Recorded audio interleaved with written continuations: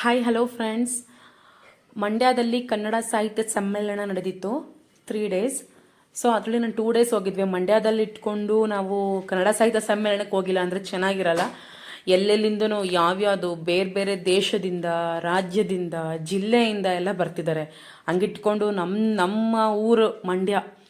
So ಅಲ್ಲೇ ನಾವು ಹೋಗಿಲ್ಲ ಅಂದರೆ ಚೆನ್ನಾಗಿರಲ್ಲ. ಸೊ ನಾನು 2 ದಿನ ಹೋಗಿದ್ದೆ. ನಾನು ಹೋಗಿದ್ದು ನಾನು ವಿಡಿಯೋ ಮಾಡಿರೋದು ಸ್ಯಾಟರ್ಡೇ. ನಾನು ಹೋಗಿದ್ದು ಆಫ್ಟರ್ನೂನ್. ತುಂಬ ಬಿಸಿಲಿತ್ತು ಫ್ರೆಂಡ್ಸ್. ಹೇಳ್ಬೇಕಂದ್ರೆ ಯಪ್ಪ ಅಷ್ಟು ಬಿಸಿಲು ಅವತ್ತು. ಅದಕ್ಕೆ ಅನಿಸುತ್ತೆ ನೈಟ್ ಮಳೆ ಕೂಡ ಬಂದಿತ್ತು ಮಂಡ್ಯದಲ್ಲಿ. ಹೋದಾಗ ತುಂಬ ಕ್ರೌಡ್ ಫ್ರೆಂಡ್ಸ್, ತುಂಬ ತುಂಬ ಜನ ಇದ್ದರು.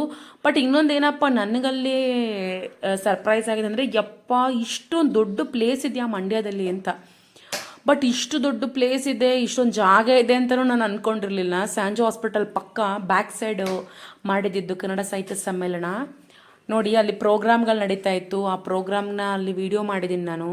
ಮತ್ತು ಊಟದ ವ್ಯವಸ್ಥೆ ಇತ್ತು ಅಲ್ಲಿ. ಪಾಪ ಎಷ್ಟು ಲಕ್ಷಾಂತರ ಜನಗಳಿಗೆ 24 hours ಊಟ ಕೊಟ್ಟಿದ್ದಾರೆ ನೋಡಿ ಫ್ರೆಂಡ್ಸ್. ಊಟದ ಹಾಲಲ್ಲಿ ಊಟದ್ದು ಇಲ್ಲಿ ಕ್ಯಾಟ್ರಿ ಇರುತ್ತಲ್ಲ, ಅಲ್ಲಿ 100 ಇದೆಯಂತೆ. 100 ಇದೆ. ಬಟ್ ಇಲ್ಲಿ ನಾವು ಹೋಗಿದ್ದೇನೋ 30 ಹೋಗಿದ್ವಿ. ಬಟ್ ತುಂಬ ತುಂಬ ಕ್ರೌಡ್ ಇತ್ತು ಫ್ರೆಂಡ್ಸ್. ಹೇಳ್ಬೇಕಂತಂದರೆ ತುಂಬ ಬಿಸಿಲಲ್ಲೂ ಜನಗಳು ಕನ್ನಡ ಸಾಹಿತ್ಯ ಸಮ್ಮೇಳನಕ್ಕೆ ಪಾಪ ಎಲ್ಲೆಲ್ಲಿಂದನೋ ಬಂದಿದ್ರು. ಬಟ್ ಮಕ್ಳನ್ನ ಮಾತ್ರ ಹುಷಾರಾಗಿ ಕರ್ಕೊಂಬರ್ಬೇಕು ಫ್ರೆಂಡ್ಸ್. ಯಾಕಂದರೆ ಅಲ್ಲಿ ತುಂಬ ಕ್ರೌಡ್ ಇರುತ್ತೆ. ಮಕ್ಕಳು ತಪ್ಪಿಸ್ಕೊಂಡ್ರೆ ಕನ್ನಡಕ್ಕಾಗಲ್ಲ. ಆ ಥರ ಸಿಚುವೇಶನು. ತುಂಬ ಜನ ಇದ್ದರು. ತುಂಬ ಚೆನ್ನಾಗಿತ್ತು ಫ್ರೆಂಡ್ಸ್ ಕನ್ನಡ ಸಾಹಿತ್ಯ ಸಮ್ಮೇಳನ. ನಾನು 2 ದಿನ ಹೋಗಿದ್ದೆ, ಸ್ಯಾಟರ್ಡೆ ಆ್ಯಂಡ್ ಸಂಡೇ ಹೋಗಿದ್ದೆ. ಸ್ಯಾಟರ್ಡೆ ನಾನು ಆಫ್ಟರ್ನೂನ್ ಹೋಗಿದ್ದೆ, ಸಂಡೇ ನೈಟ್ ಹೋಗಿದ್ದೆ 7 o'clock.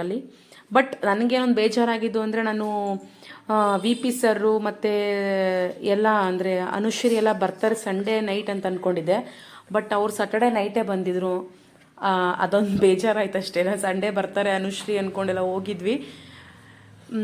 ಸಂಗೀತ ಸಂಜೆ ಅಂತ ನಡೆಸ್ತಾಯಿದ್ರು 3 ದಿನನೂ. ಸೊ ಅವ್ರು ಸ್ಯಾಟರ್ಡೆ ಬಂದುಬಿಟ್ಟಿದ್ದಾರೆ. ನಂದು ಅದೊಂದು ಮಿಸ್ ಆಯಿತು ಫ್ರೆಂಡ್ಸ್ ನೋಡೋಕ್ಕೆ.